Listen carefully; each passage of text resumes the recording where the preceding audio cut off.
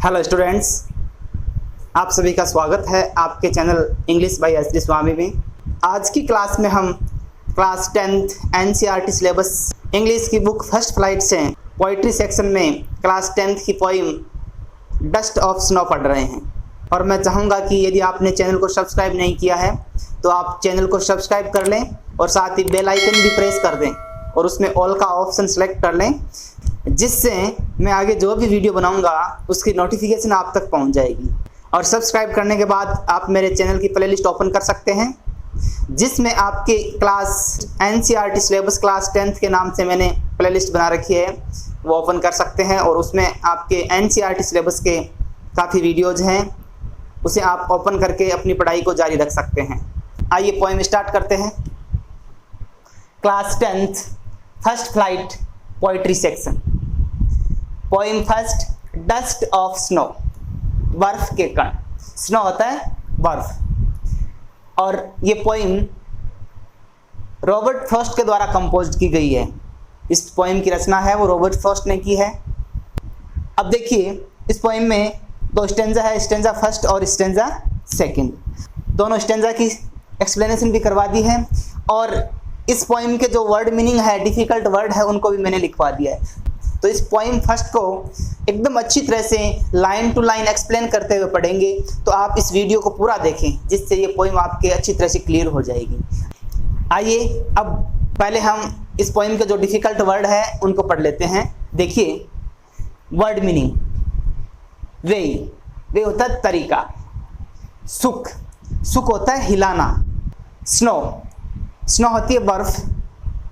Hemlock एक पौधा होता है, विषैला पौधा होता है।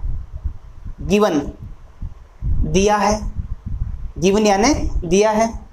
माई हार्ट मेरे हृदय को। चेंज होता है परिवर्तन करना। मूड होती है मनोदशा या मन की स्थिति।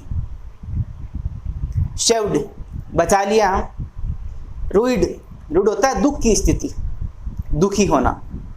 आइए अब हम इस पोएम के स्टेंजा फर्स्ट को स्टार्ट करते हैं और हम लाइन टू लाइन एक्सप्लेन करेंगे, तो आप वीडियो को लास्ट तक जरूर देखें। देखिए stanza first. The way A crow shook down on me the dust of snow from a hemlock tree। The way A crow, जिस तरीके से एक कोए ने, shook down on me the dust of snow, मेरे ऊपर बर्फ के कणों को गिराया। from a hemlock tree, एक हेमलॉक का जो पौधा है उसके ऊपर से उसकी शाखा को हिला करके एक कोए ने मेरे ऊपर बर्फ के कणों को गिराया। अब इसके बाद हम इस सेकंड स्टेंजा को पढ़ेंगे, जिसके बाद में आपकी पूरी पोएम क्लियर हो जाएगी और फिर हम इन दोनों स्टेंजा की एक्सप्लेनेशन करेंगे।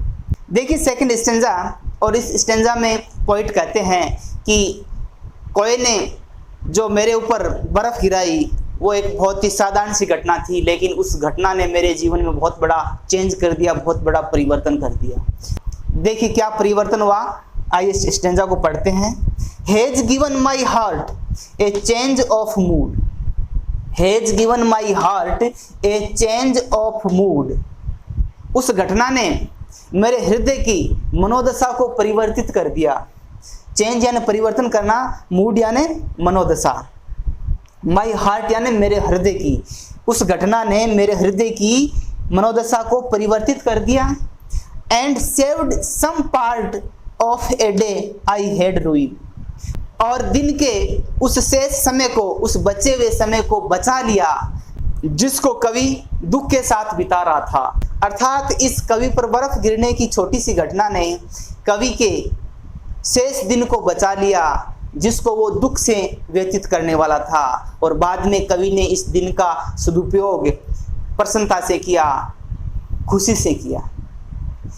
इस पोएम में पोइट हमें यह कहना चाहते हैं कि जीवन में कई बार साधारण सी घटनाएं, छोटी छोटी घटनाएं हमारे जीवन में बहुत बड़ी भूमिका निभा देती है। कई बार छोटी छोटी घटनाएं होती हैं वो हमारे जीवन में बहुत महत्वपूर्ण साबित हो जाती है। जिस प्रकार से इस पोएम में हेमलॉक पौधे से कोए ने जो ही बर्फ कवि पर गिराई तो कवि की जो मन की स्थिति दुख की थी वो सुखद स्थिति में चेंज हो गई। जिसको वो दुख से जी रहा था, बाद में उस शेष बचे हुए दिन का उसने प्रसन्नता से सदुपयोग किया, खुशी से उसको जिया। आइए अब दोनों स्टेंजा की एक्सप्लेनेशन करते हैं। देखिए फर्स्ट स्टेंजा, इसका रेफरेंस देखिए। रेफरेंस में हमें लिखना होता है कि इस स्टेंजा की जो लाइन है वो कहाँ से ली गई है और इसकी रचना किसने की है। Reference, these lines have been taken from, these lines ये पंक्तियां हैव बीन टेकन ली गई है from the poem dust of snow, ये पंक्तियां पोइम डस्ट ऑफ स्नो से ली गई है, कंपोज्ड बाय रॉबर्ट फ्रॉस्ट, और जिसकी रचना रॉबर्ट फ्रॉस्ट ने की है। अब अपन इसका कंटेक्स्ट देखते हैं, और कंटेक्स्ट में हम स्टेंजा का जो सार है उसको संक्षिप्त में लिखते हैं। देखिए कंटेक्स्ट, इन दीज लाइन्स, इन पंक्तियों में द पोइट टेल्स अस, कवि हमें बताते हैं, ए सिंपल, एक साधारण बट वेरी इंपॉर्टेंट इंसिडेंट, एक साधारण लेकिन बहुत ही महत्वपूर्ण घटना के बारे में, that took place with him, जो उनके साथ घटित होती है। अब हम देखते हैं एक्सप्लेनेशन। एक्सप्लेनेशन में स्टेंजा की सारी बात को पूरे विस्तार से उसको एक्सप्लेन करना होता है। देखिए एक्सप्लेनेशन, हियर, यहाँ, the poet is telling about an incident, यहाँ कवि हमें एक घटना के बारे में बता रहे हैं। One day he was sitting under a hemlock tree, एक दिन वो हेमलॉक ट्री के नीचे बैठे हुए थे। There were snow particles on the tree, और उस पेड़ पर बर्फ के कण थे। पार्टिकल्स होता है कण। A crow was sitting on it, और उस पेड़ पर एक कौवा बैठा हुआ था। It shook the branches of the tree, उसने उस पेड़ की शाखाओं को हिलाया। ब्रांचेज होती है शाखाएं, शुक होता है हिलाना। And dropped some snow particles on the poem, और कवि पर बर्फ के कुछ कण गिरा दिए। ये हमने इस फर्स्ट स्टेंजा को अच्छी तरह से पढ़ लिया, और इसकी एक्सप्लेनेशन भी हमने रेफरेंस विथ कंटेक्स्ट कर ली है। आइए अब हम सेकंड स्टेंजा की एक्सप्लेनेशन देखते हैं। पहले इसका रेफरेंस देखिए। तो रेफरेंस में हम लिखते हैं इस स्टेंजा की लाइन है वो कौन सी पोइम से ली गई है और इस पोइम की रचना किसने की है, इस बात को विशेष ध्यान में रखें। देखिए reference, these lines have been taken, ये पंक्तियां ली गई है from the poem dust of snow, ये पंक्तियां डस्ट ऑफ स्नो पोइम से ली गई है। कंपोज्ड बाय रॉबर्ट फ्रॉस्ट, और जिसकी रचना रॉबर्ट फ्रॉस्ट ने की है। आइए अब देखते हैं कंटेक्स्ट, और कंटेक्स्ट में हम इस स्टेंजा का सार है वो संक्षिप्त में लिखेंगे। देखिए context, in these lines the poet tells us, इन पंक्तियों में कवि हमें बताते हैं, हाउ ए सिंपल इंसिडेंट, किस प्रकार से एक साधारण घटना, सिंपल होता है साधारण, इंसिडेंट होती है घटना, प्रूव्स, सिद्ध हो जाती है, वेरी इंपॉर्टेंट टू हिम, ये एक साधारण सी घटना इनके लिए बहुत ही महत्वपूर्ण सिद्ध हो जाती है। वेरी इंपॉर्टेंट यानी बहुत ही महत्वपूर्ण। आइए अब देखते हैं इस स्टेंजा का एक्सप्लेनेशन, और एक्सप्लेनेशन में हमें पूरे स्टेंजा की बात को पूरी डिटेल से लिखना होता है। देखिए explanation, according to the poet, according का अर्थ होता है के अनुसार, according to the poet, poet के अनुसार, he was in a sad mood, कवि के अनुसार कवि बताते हैं कि वो स्वयं एक दुख की स्थिति में थे, दुख की मनोदशा में थे। And sitting under a hemlock tree, और एक हेमलॉक ट्री के नीचे बैठे हुए थे। But the falling of dust of snow change his mood, लेकिन बर्फ के गिरने के कारण उनकी मन की स्थिति है, मनोदशा है, वो परिवर्तित हो गई। आफ्टर इट, और उसके बाद, he was no more sad, और उसके बाद कवि बिल्कुल भी उदास नहीं रहे।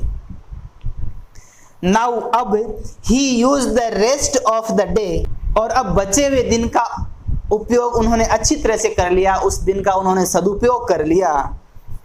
विच was going to waste in his sad mood, जो दिन उदास मन स्थिति के कारण वेस्ट होने जा रहा था, बर्बाद होने जा रहा था, उस दिन को कवि ने इस सिंपल घटना के बाद में, साधारण घटना के बाद में उस दिन का अच्छी तरह से सदुपयोग कर लिया। तो इस पोइम का सार यही है कि हमारे जीवन में ऐसी कई घटनाएं होती है जो हमारे लिए बहुत महत्वपूर्ण साबित हो जाती है।